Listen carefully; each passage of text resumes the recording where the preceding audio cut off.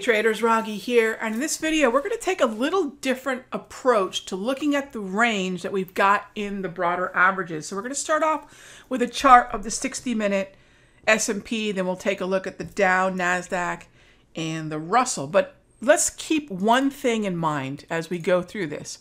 The macroeconomics and where we are, because behind all of this is the fact that I am still very bullish equities, especially with the stimulus package coming. 1.9 trillion is what we're looking at here. And I'm very bullish considering that the general direction of the market has been higher. Remember, the NASDAQ NQQQQ is where most of the weakness in terms of the broader averages is seen. And we know that the resiliency in the Dow and the Russell is still pretty much intact, and the S&P is caught up in the tug of war between the strength in the Dow and a little bit of the volatility in the NAS.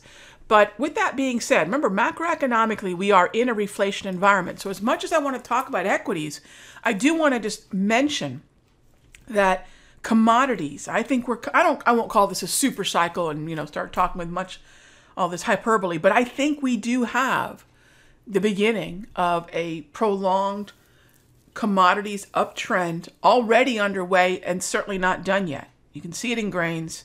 You can see it in energies. You're starting to see it in softs. You can see it in meats. And so energies are the one that I really want to make sure we talk about this week. So just kind of the back of your mind. Remember, we've got OPEC and we'll talk about energies in a free video. All right, back to macroeconomics, my overall bullishness, and where we are right now. This is a 60-minute time frame of the S&P. And so here we are, March 2. And it's amazing when you step back and look at the overall direction for a day separate from the 1-minute chart that perhaps a lot of you, or a 2-minute or a 5-minute chart, day trade from. When I look at this 1-minute chart and I see this volume layer through here, I know that this volume layer has to become, in many ways, the stepping stone to the layers of support that we'll have to use to keep moving higher. And this is that first step right in here as far as I'm concerned. We really didn't go anywhere. The strength that we saw closing out, looking at March, the strength that we saw yesterday, we closed out February, put in some lows. March, we saw the movement higher on the 1st. Here we are on the 2nd, just stuck in a range. And it's amazing when you don't watch the roller coaster of a 1-minute or a 2-minute or a 5-minute chart, what you can glean from that. Same idea here. All right, a little bit more weakness in the NASDAQ, shocking, right? If you're looking for some of the weaker parts of the NAS, the QQQ is pretty darn weak. Facebook's been pretty darn weak. I mean, you can look at some of the underperforming, the relative outperformance to the downside, if you will. Google's definitely not one of them, right? So look at where the weakness has been. And so a lot of traders are looking at the short side of certain relative underperformers, if you want to look at it as weakness, or relative outperformers to the downside, if you want to look at it that way. But I'm still looking for where the NAS is holding, and that still continues to be XLK and SMH, okay? All right, so let's take a look at the Dow on that 1 hour. So there's your rally on 1st of March.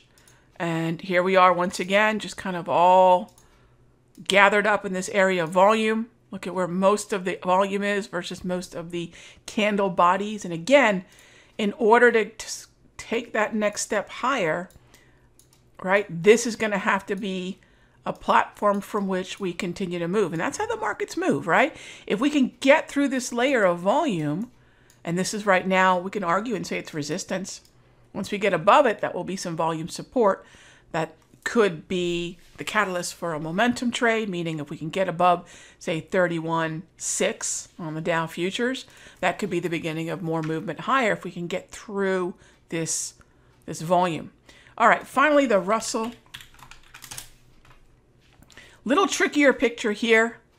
I don't think it's quite as clear when I look at this 1 hour, but same idea.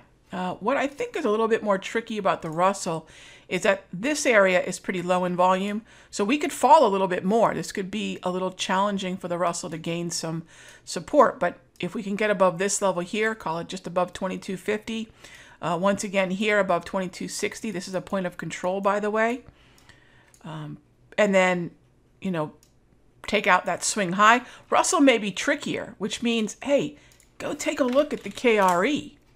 I think that the regional bank ETF and XLF continue to be two excellent outperforming parts of the Russell, KRE, and the S&P and Dow, XLF. So this kind of takes us from that conversation we had yesterday to all the different places that I think are relative outperformers to today, taking a look at the 1 hour chart for where those levels that we want to see become support for more upside are waiting. So this is a 1 hour chart with particular emphasis on volume. And I hope that's been an interesting look in terms of kind of slowing things down compared to day trading, but looking a little bit more with X-ray vision as opposed to a daily time frame. All right, I'll see you in the next update.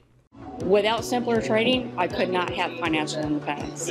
This is one of the best investments I ever made in my life. It's helping me find consistency. It's one of the things that won me